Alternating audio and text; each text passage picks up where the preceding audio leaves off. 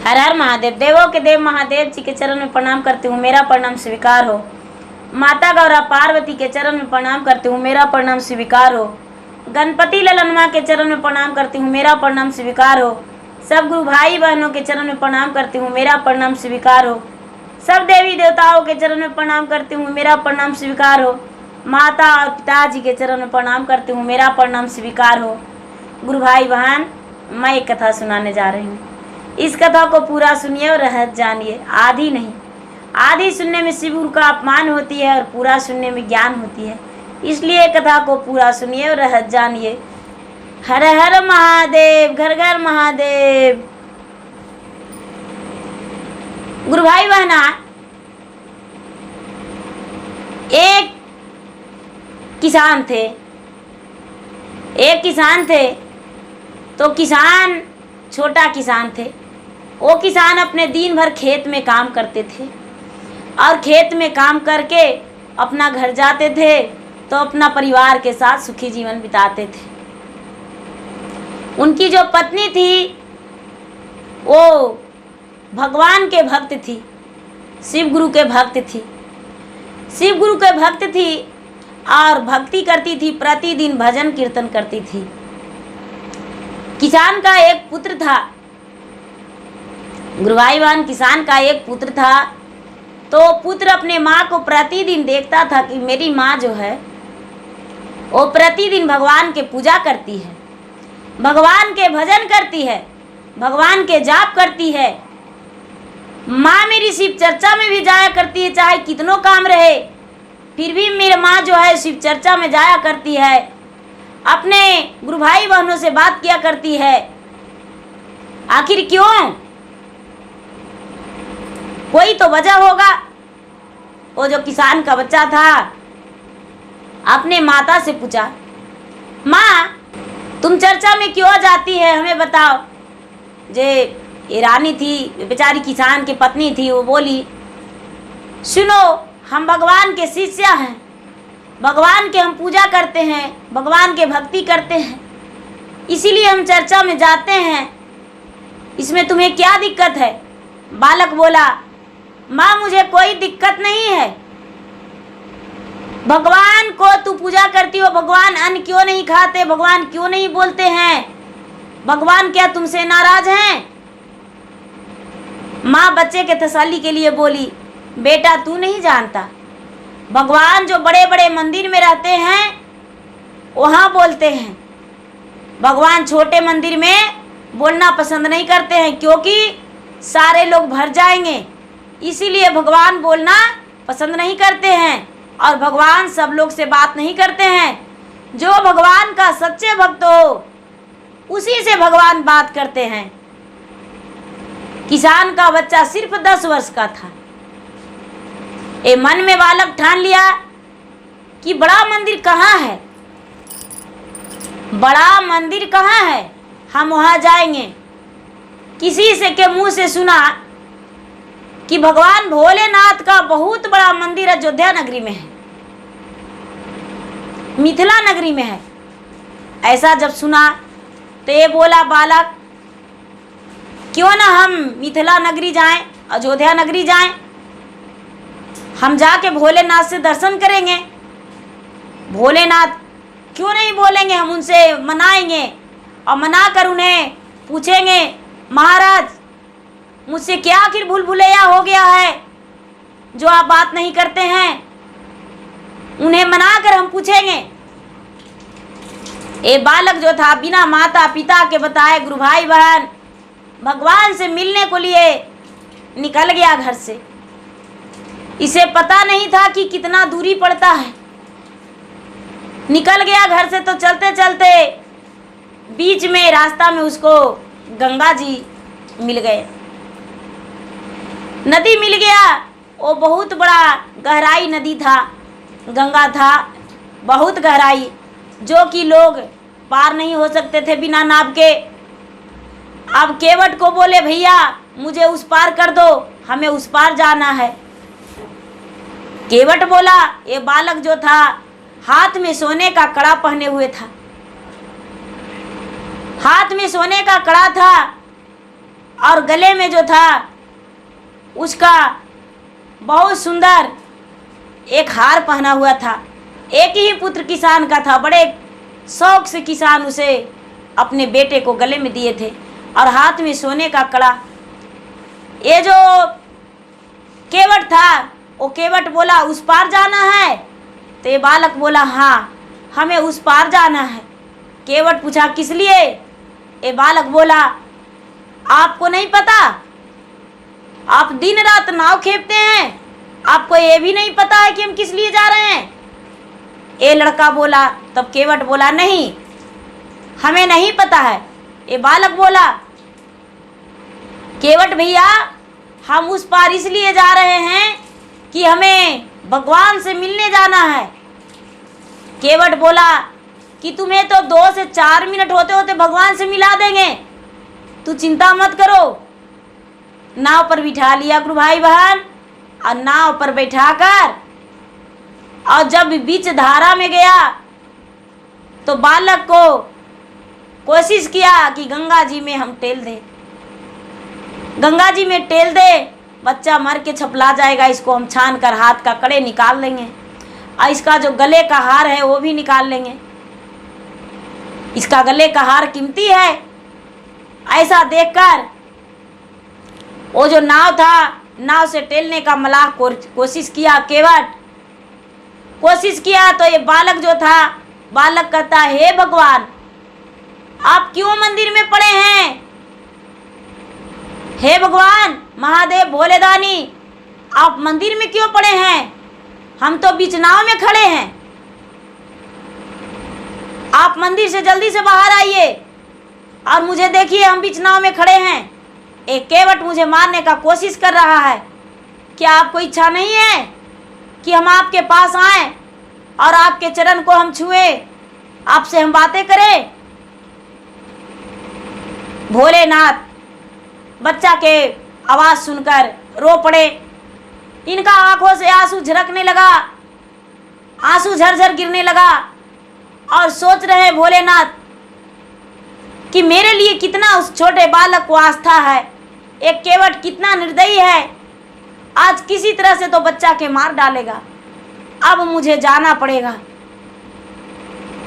ओ भोलेनाथ क्या किए कि अरार पर खड़ी हो गए, अरार पर खड़ी हो गए और वहाँ पर ब्रह्मा जी, विष्णु जी, माता सरस्वती, लक्ष्मी और पार्वती, शंकर भगवान, नारद मुनि जब सब खड़ी हो गए और कहने लगे केवट भाई जल्दी से नाव किनारा लाओ, हमें उस पार जाना है, जल्दी से नाव किनारा लाओ। ये जो केवट था वो सोचता है कि बच्चा के तो हम मार भी नहीं रहे हैं, इसे मारना भी जरूरी है, इसका हाथ के कड़े भी छीनना है। सोचा कि अच्छा तो इसे उतारेंगे ही नहीं, उन लोगों का चढ़ा के इस तरफ उतार देंगे और इस बच्चा को घूरती समय में बीच दरियाओं में डाल देंगे। केवट ने किनारा ले आया अपने नाव को और इन्हें बोल रहा है कि आइए महाराज, साधु बाबा बैठ जाइए, हम उस पार कर देंगे। ये जो लक्ष्मी माता थे उनका पूरा तन लदा हुआ था गहना से, सरस्वती थे उनका भी तन पूरा गहना से लदा हुआ था, पार्वती थे उनका भी तन गहना से लदा हुआ था। अब केवट का मन में लालच हो गया, अरे इसका हाथ में तो एक कड़ा है, एक मोती का माला है, इन लोगों के यदि नदी में डुबा देंगे दरियाओं में तो ज़्यादा फायदा होगा, क्यों ना ये बच्चा के उतार कर और उन लोग को हम अपने नाव में चढ़ा लें। बच्चा को उतारते महादेव वहाँ से जितने थे खड़ी सब अंतर्ध्यान हो गए, सब अंतर्ध्यान हो गए। मलाह देखते ही रह गया, कहाँ चले गए पता नहीं। ये बालक जो था अपना रास्ता धर लिया, रास्ता धर के और चल दिया वही मंदिर में जहाँ उसे जाना था, अयोध्या नगरी। अयोध्या नगरी भोलेनाथ के मंदिर में चला गया, मिथिला नगरी में भोलेनाथ का मंदिर, दोनों जगह गया। वो जब मंदिर गया और जाकर आसन मार के और कहने लगा हे महादेव, हे भोलेनाथ, आप बड़े लोगों से क्यों बात करते हैं? क्या आपके पास धन का कमी है? क्या आपके पास कपड़े का कमी है? क्या आपके पास कोई आवश्यकता नहीं है जो गरीब लोग से बात नहीं करते, छोटे लोगों से?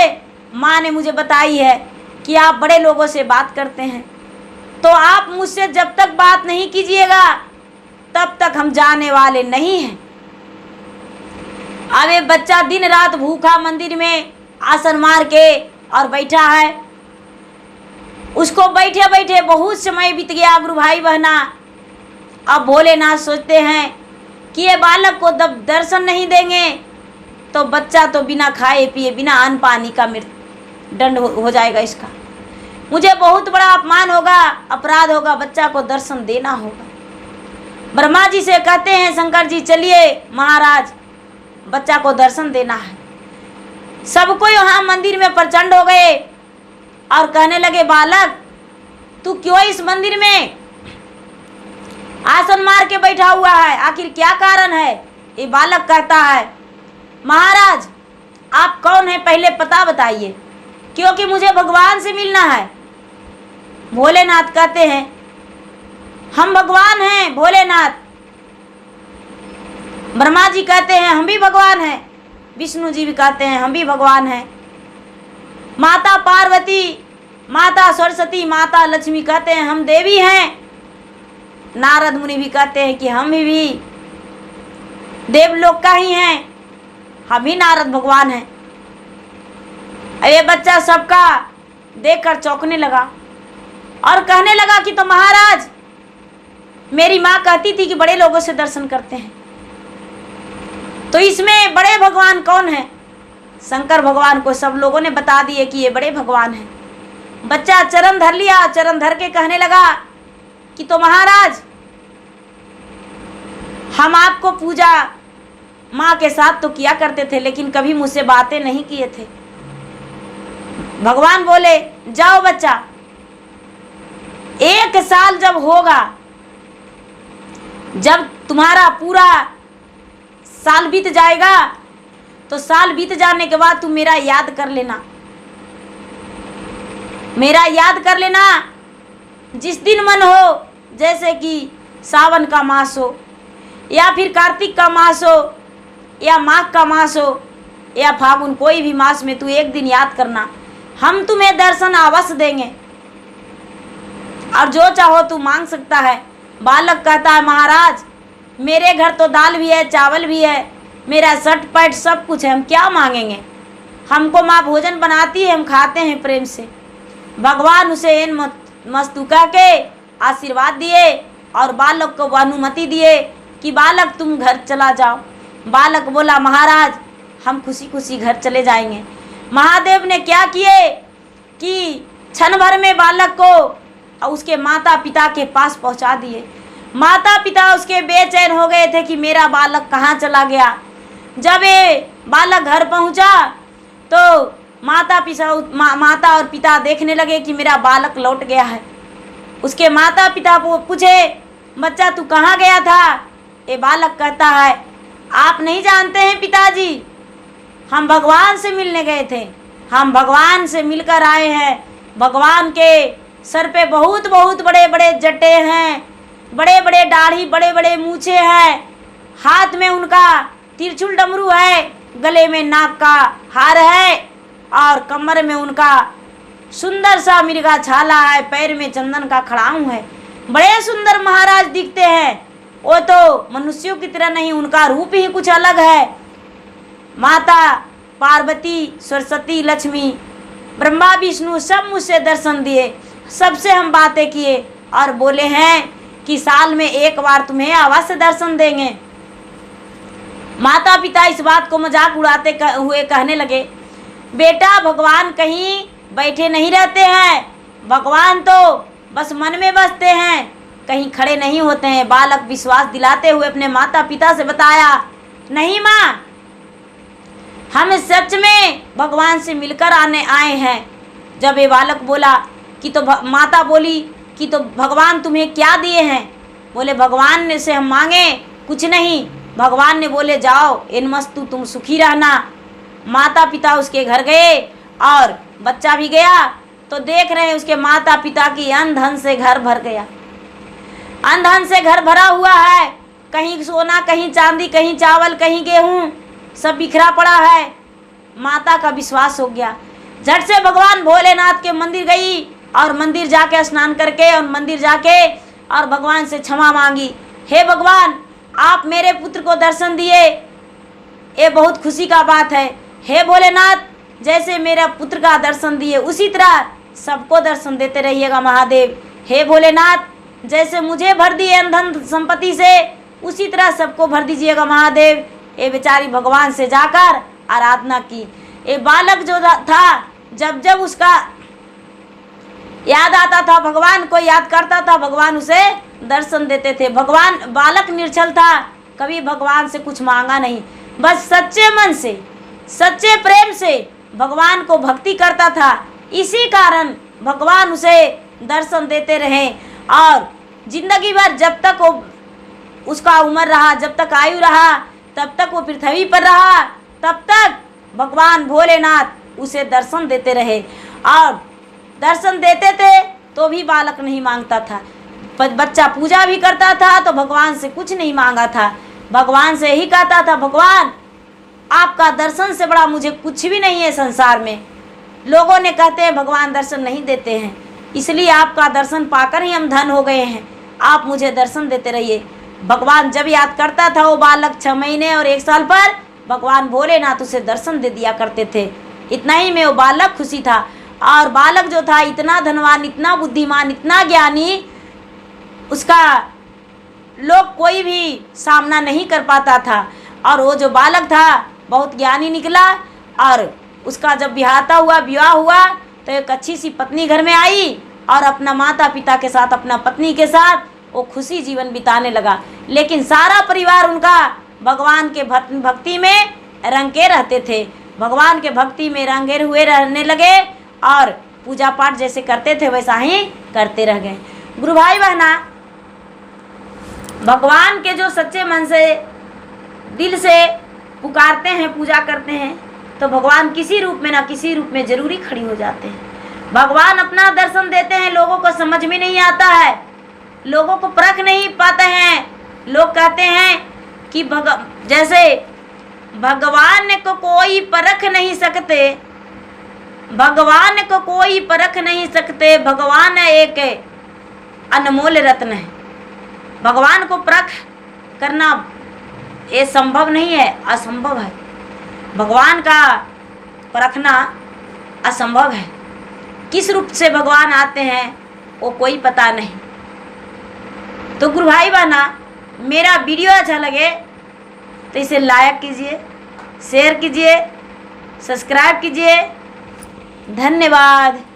हर हर महादेव, घर घर महादेव।